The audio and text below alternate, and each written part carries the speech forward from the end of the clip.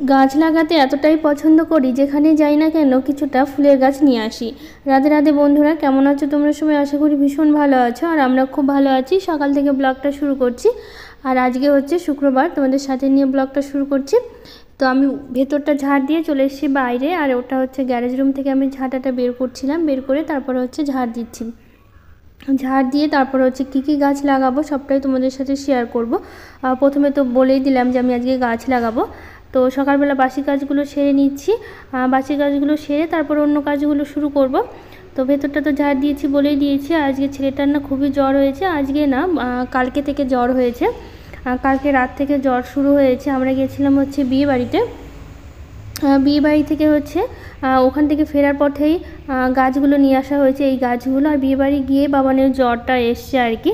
আর গাছ লাগাতে না আমি ভীষণ পছন্দ করি। আর কে কে আমার মতো এরকম ফুলের গাছ লাগাতে পছন্দ করো, বা যেখানেই যাও কোনো গাছ চোখে লাগলে বা পছন্দ হলে সেইগুলো গাছ আবার নিয়ে আসো। তো আমরা গেছিলাম বিয়ে বাড়িতে, অনেকটাই দূরে গেছিলাম, কিন্তু অনেক দূর থেকে গাছগুলো নিয়ে আসা হয়েছে। তো এনেছি হচ্ছে নয়নতারা গাছ আর জবা ফুলের গাছ।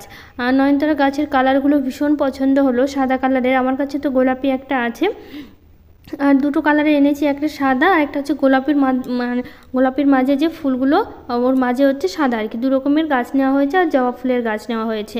তো ওইদিকে নয়নতারার গাছগুলো লাগানোর পর এখানে জবা ফুলের ডালগুলো লাগাচ্ছি, দুটো ডাল এনেছি।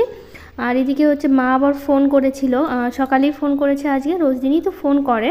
তো এই গাছ লাগাতে লাগাতে তখন একটু কথাও বলে নিলাম। তারপর এদিকে আমার গাছ লাগানো প্রায় শেষ হয়ে গেছে, তো দুটো ডাল লাগিয়ে দিয়েছি। আর এখানে ঘাসগুলো দেখতে পাচ্ছ, এই ঘাসগুলো দেওয়া আছে কি জন্য বলো তো? ওখান দিয়ে না মাটি, এই বৃষ্টি নামলেই মাটিগুলো একদম ধুয়ে যাচ্ছে, তো সেই জন্য ওই সাইডের ধারের গাছ ঘাসগুলো আর কি তুলছি না। বৃষ্টির জন্য মাটিগুলো ধুয়ে যায়, ঘাসগুলো থাকলে কি মাটিটা ধুয়ে যায় না। আর আজকে ধুত্রা ফুল গাছে 5টা ফুল ফুটেছে, অনেকগুলোই।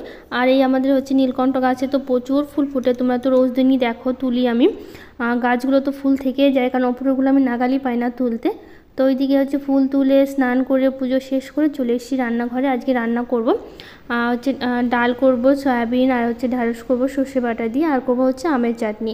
আর বললাম যে কালকে রাতে হচ্ছে বিয়ে বাড়ি থেকে ফিরেছি, আর কয়েকদিন হচ্ছে ব্লগও তোমাদের সাথে শেয়ার করা হয়নি।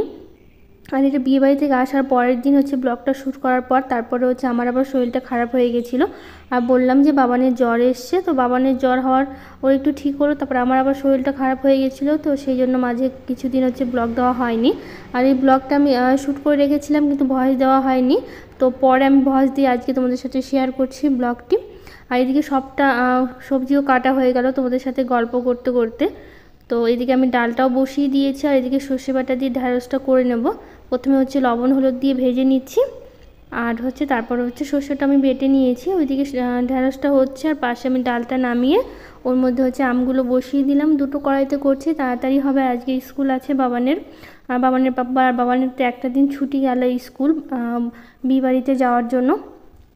আর বাবানের পাপা স্কুল ছুটি নিয়েছিল, তো আজকে থেকে আবার স্কুল শুরু হবে। কিন্তু বাবান হচ্ছে স্কুলে পাঠাবো না, তোমাদের বললাম না জ্বর এসছে। তো বাবান থাকবে বাড়িতে, শুধু বাবানের পাপাই যাবে। আজকে সকালবেলা বাজারে যাওয়া হয়নি সেরকম, কালকে রাতে ফিরেছি তো। আর সকালবেলা ছিল এগুলো সবজি, আর ঢ্যাঁড়স ছিল গাছে, গাছ থেকে তুলে নিয়েছি ঢ্যাঁড়সগুলো। আর হচ্ছে আমটা তো ছিল, বাড়িতেই ছিল আমটা, তো সেটা দিয়ে আজকে সেরে নিচ্ছি রান্নাবান্না সকালে। আর সয়াবিনটা তো আছে, এখন সয়াবিনটা করছি। আলু আর সয়াবিনটা ভেজে নিয়ে মশলার সাথে কষিয়ে তারপরে হচ্ছে সয়াবিনটা করছি। আর সয়াবিনে কী কী মশলা লাগে সবই তো তোমরা জানো, তো সেই জন্য আর শেয়ার করলাম না। এদিকে দেখো মুদি কষিয়ে তারপরে হচ্ছে সয়াবিনটা কিন্তু আমার রান্নাও হয়ে গেছে। রান্না করার পর বাবানের পাপা খেয়ে একদম বেরিয়ে গেল, আর বাবান ঘরে শুয়ে আছে, ওকে খাইয়ে একটু ওষুধ খাইয়ে দিলাম জ্বরের। ওষুধ খাওয়ানোর পর ও শুয়েছিল, শুয়ে আছে আর কি। তো এইদিকে আমি বাকি কাজগুলো সেরে নিচ্ছি, আর বাসন টাসনগুলো মেজে না এই রান্নাঘরের স্ল্যাবটা একটু পরিষ্কার করছিলাম, একটু তেল তেলে হয়ে গেছিলো, তো সেই জন্য হচ্ছে একটু সাবান দিয়ে মুছে নিচ্ছি। প্রথমে ব্রাশ দিয়ে ঘষে নিলাম, ব্রাশ বলতে ঘষা দিয়ে আর কি, পরিষ্কার করে নিয়ে তারপর হচ্ছে ন্যাকড়া দিয়ে মুছে নিচ্ছি। তো এইদিকে ওভেনটা বাকি আছে, ওভেনটা মুছে নেব, তারপর হচ্ছে রান্নাঘরের মোটামুটি কাজ শেষ হয়ে যাবে। ওভেনটা ভালো করে একদম সাবান দিয়ে আগে প্রথমে পরিষ্কার করে নিয়েছি, তারপর এখন ন্যাকড়া দিয়ে মুছে নিচ্ছি। তো আজকের এই ছোট্ট ব্লগটি তোমাদের কেমন লাগলো অবশ্যই আমাকে জানিও। আজকের ব্লগটি যদি ভালো লেগে থাকে একটা লাইক শেয়ার কমেন্ট করে দিও, আর আমার চ্যানেলটাকে সাবস্ক্রাইব করে দিও। আজকের মতো টাটা।